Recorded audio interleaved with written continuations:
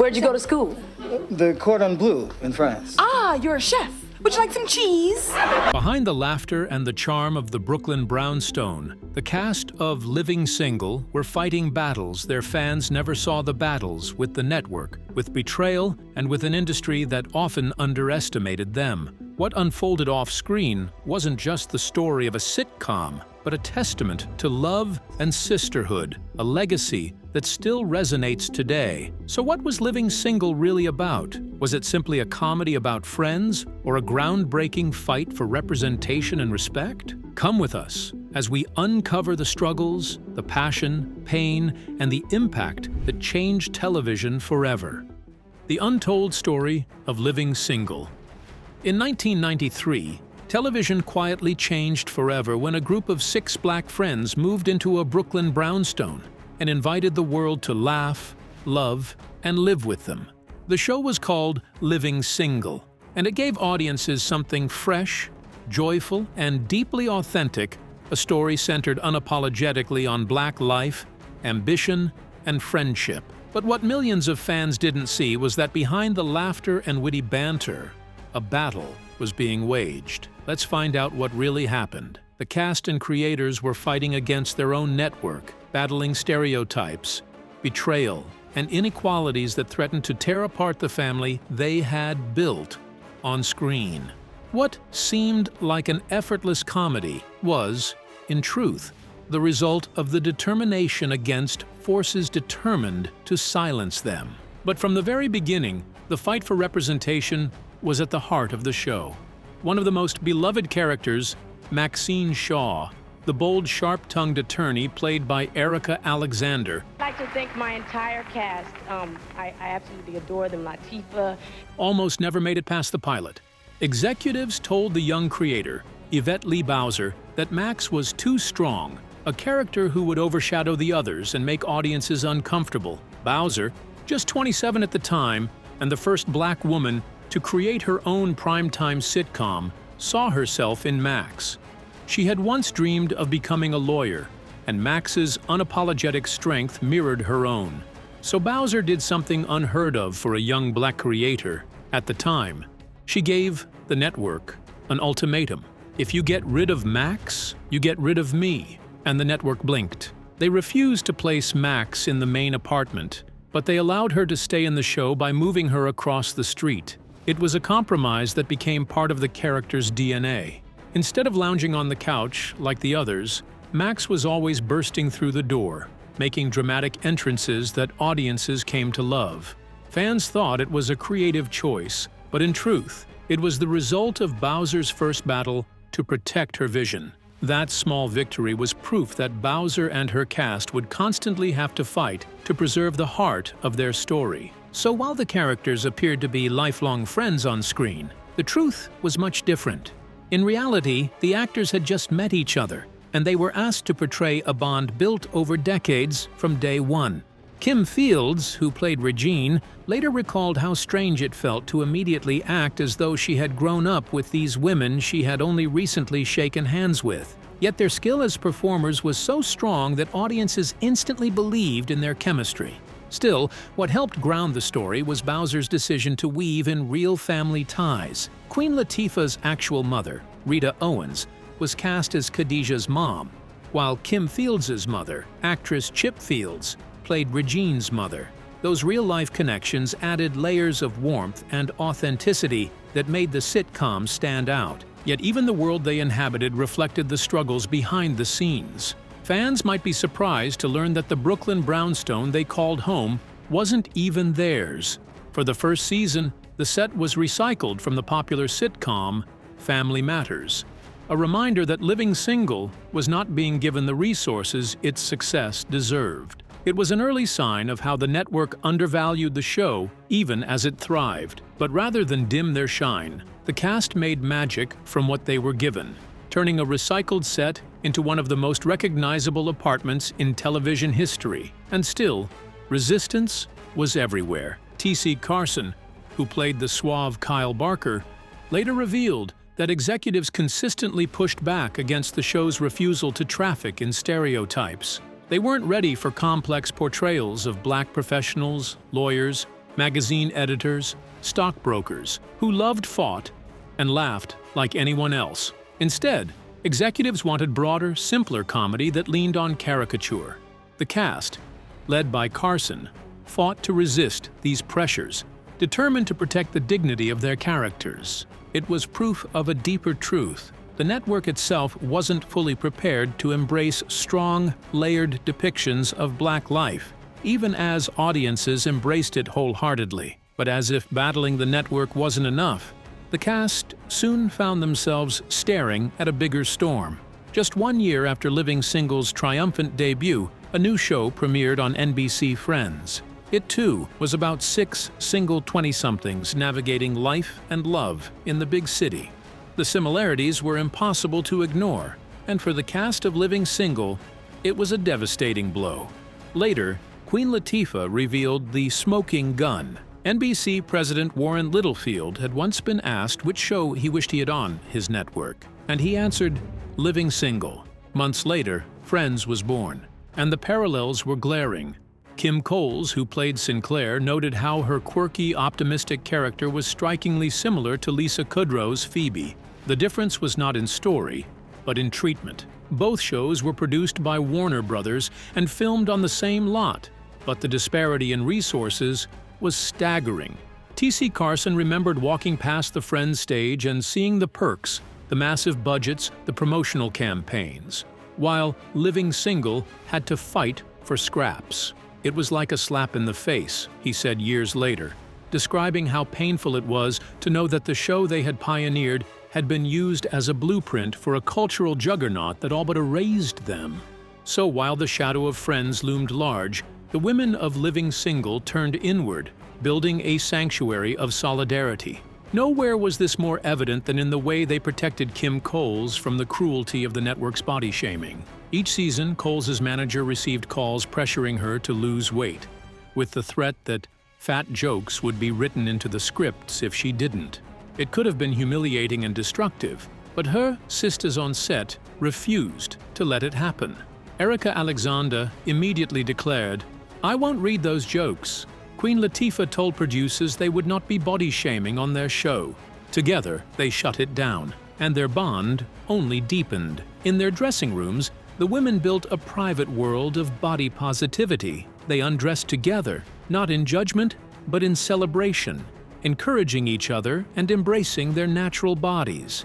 In an industry obsessed with unrealistic beauty standards, their solidarity was radical. Their connection was so strong that their menstrual cycles even synced, a symbol of just how intertwined their lives had become. And when Queen Latifah mourned the tragic loss of her brother, Lancelot Jr., in a motorcycle accident, it was Kim Coles who took it upon herself to keep her laughing, calling herself the court jester to the Queen. What fans never knew was that the key Khadijah wore around her neck throughout the series wasn't just a prop. It was the key to her brother's motorcycle, worn as a daily tribute to the sibling she had lost. Yet every battle has its breaking point. And for Living Single, that breaking point was the firing of T.C. Carson. Carson, the voice of advocacy on set, had become the cast's unofficial spokesperson. He was the one who told producers that Kyle and Overton couldn't be written as buffoons because their characters meant too much to the community. But the network saw him not as a protector, but as a problem. In a meeting, they accused him of controlling the rest of the cast and marked him as the source of conflict. Soon, his fate was sealed, and the way they fired him was brutal. On screen, Kyle was written off to take a job in London. Off-screen, Carson asked producers directly if he was being let go, and they lied to his face. No, we'd never break up the group. But the truth came cruelly. After his final episode aired, Carson's lawyer called to tell him his contract was not being renewed. The betrayal stung more than the firing itself. For Erika Alexander, who had built Max and Kyle's fiery chemistry with him, the loss was devastating.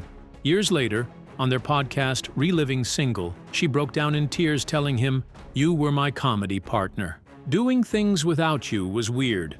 I didn't even know how to be Max without you." The show never recovered. New characters came and went, but the heart had been ripped out, and the final season limped to an end. Let's dive into the shocking afterlife of the show, Living Single. The Hidden Afterlife of Living Single. And when the cameras stopped rolling in 1998, many assumed the cast of Living Single would move seamlessly into the next phase of Hollywood stardom. The show had given the world characters who were unforgettable: Khadijah, Max, Sinclair, Regine, Kyle, and Overton. But while the reruns continued to delight audiences, the actors behind those characters soon discovered that the industry wasn't ready to embrace them outside the brownstone. For Erica, Alexander, in particular, the silence was deafening. But Erica's story was not one of failure. It was one of erasure. After 5 years of embodying Maxine Shaw, a whip-smart, confident attorney who could steal a scene with a single glare, she expected her phone to ring with offers. Instead, it went quiet. She later revealed that casting directors didn't know what to do with her. Being dark-skinned and funny didn't fit Hollywood's narrow blueprint for what a comedic actress should look like. They had roles for quirky blondes, for bubbly sidekicks, or for light-skinned love interests. But for a woman who was beautiful, sharp, and unapologetically black, there was nothing. So she sat in meetings where executives praised her talent, then gently explained there were no roles for her right now. She watched as parts in romantic comedies and ensemble shows went to actresses with less experience but more mainstream appeal. The irony was cruel. She had played one of the most beloved characters on television, yet Hollywood treated her as if she had aged out of relevance the moment the show ended. "I got offered nothing," she later said bluntly. "They didn't know what to do with me." Yet Erica was not the type to fade quietly into the background. If Hollywood couldn't imagine her in a role, she decided she would create the roles herself. Years later, she co-founded Color Farm Media with the mission of producing stories for underrepresented voices. It wasn't just about building a career, it was about reshaping the industry that had shut her out. And with projects like John Lewis, Good Trouble, and The Big Payback, she proved she could not only act, but also produce and lead the conversations that mattered most. In doing so, Erica transformed rejection into revolution, and her experience was a mirror of the larger systemic problem. The cast of Living Single had proven there was an audience for authentic black stories, but Hollywood still refused to fully invest in them. Kim Coles faced typecasting as the funny big girl. John Henton was seen as the goofy handyman. Even Queen Latifah, who broke through, often heard whispers questioning whether audiences would accept a rapper-turned-actress in dramatic roles. The industry preferred to slot black actors into narrow stereotypes rather than expand its imagination. But what the executives didn't anticipate was the loyalty of the audience.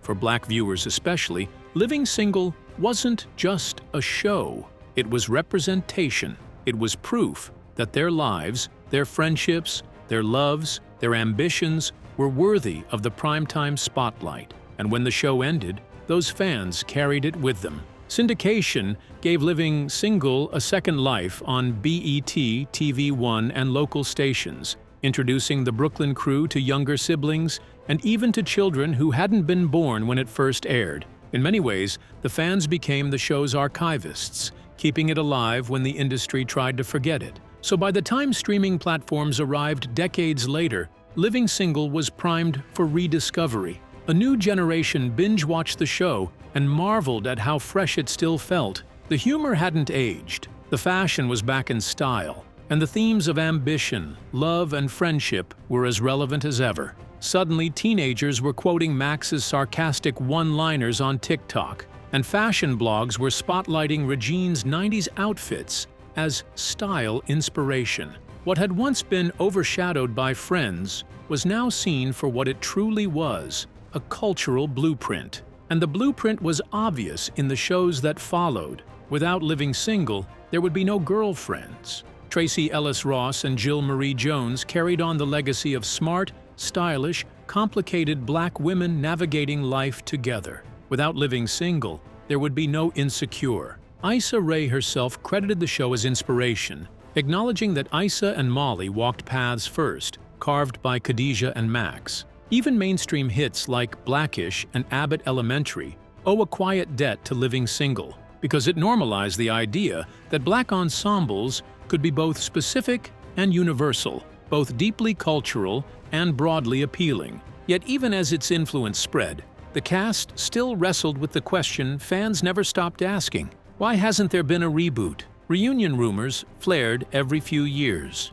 often fueled by cast interviews or nostalgic magazine spreads. Queen Latifah would hint at conversations happening behind the scenes. Kim Fields admitted they had discussed ideas. T.C. Carson and Erica Alexander expressed interest in returning to finish the story properly. But there were many roadblocks. Studio ownership of the property was complicated, rights negotiations stalled, and the enthusiasm that studios poured into reviving Friends or Will and Grace never seemed to extend to Living Single. The lack of a reboot hasn't stopped the cast from keeping the spirit alive. Kim Coles and Erica Alexander launched the podcast Reliving Single, where they revisit episodes, share behind-the-scenes stories, and reflect on the legacy they built. This girl here, what people don't know, is that she and Latifah asked for a black female creator. And T.C. Carson, despite the pain of his firing, reunites with his castmates regularly, a sign that their real-life bond outlasted the studio politics that tried to break them. So when people look back at Living Single today, they don't just see a sitcom, they see a story of resilience. They see Erica Alexander, who turned rejection into activism. They see Kim Coles, who transformed body shaming into empowerment. Living Single may have been underestimated when it aired, but it has outlived the doubts. It has endured beyond the betrayals, beyond the disparities, beyond the silence that followed its finale. Its DNA is in every black sitcom that came after. Its characters still live in GIFs and memes, and its lessons still guide a generation of creators who refuse to compromise their vision. What was once considered too strong is now considered timeless. Yet the story isn't finished. Fans still hold out hope for a reunion. The cast still dreams of one last chance to sit on Khadijah's couch, to hear Overton crack a joke, to see Max and Kyle trade barbs. Maybe it will happen, maybe it won't. But whether or not the brownstone doors ever open again, the legacy of Living Single is secure. It is not just the story of a sitcom. It is the story of a family who fought for each other, loved each other, and proved that black life, in all its humor, heartbreak, and humanity, belonged at the very center of primetime television. That's not all. Let's take a look at the lives of the Living Single cast. Life after the brownstone. The legacy of Living Single. No one embodied transformation more powerfully than Queen Latifah. Already a groundbreaking rapper before stepping into the role of Khadijah James, Latifah took her momentum from Living Single and expanded it into an empire. She crossed genres effortlessly, becoming a respected actress in Hollywood films like Chicago and Bringing Down the House. Later, she took the reins behind the camera, producing and starring in projects that not only entertained, but also created opportunities for others. Her crowning achievement in television came with CBS's The Equalizer, where she wasn't just the star, she was the boss. By executive producing, she ensured that black women could be seen leading in spaces traditionally reserved for white men, flipping the script once again, just as she had done in the 90s. Latifah wasn't the only one to reinvent herself. Kim Fields, who had been acting since childhood on The Facts of Life, chose a different path once Living Single ended. Instead of clinging to the spotlight, she found her passion in directing. She worked behind the scenes on shows like Kenan and Kel and several of Tyler Perry's projects, proving she could shape stories from the director's chair with as much brilliance as she could from the stage. Years later, she returned in front of the camera with a vengeance, joining Wanda Sykes and Mike Epps in Netflix's The Upshaws, reminding audiences she still had the comedic timing and charisma that made Regine Hunter unforgettable. But while Fields found renewal in business, Kim Coles found hers in storytelling. After the show, she faced a period of depression and financial struggle, a dark chapter that could have silenced her voice. Instead, she transformed her pain into purpose. She became a motivational speaker, an author, and a coach who inspired others to embrace their own journeys. She coined her GIFTS movement, reminding people to honor their God-given talents and experiences. And she didn't stop acting. She resurfaced with roles in soap operas like Days of Our Lives, showing her dramatic range beyond comedy. With Erica Alexander by her side, she also co-hosts the Reliving Single podcast, where they revisit episodes, share hidden truths from the set, and celebrate the show's enduring legacy with fans who still can't get enough. For Erica Alexander, the story took an even more radical turn.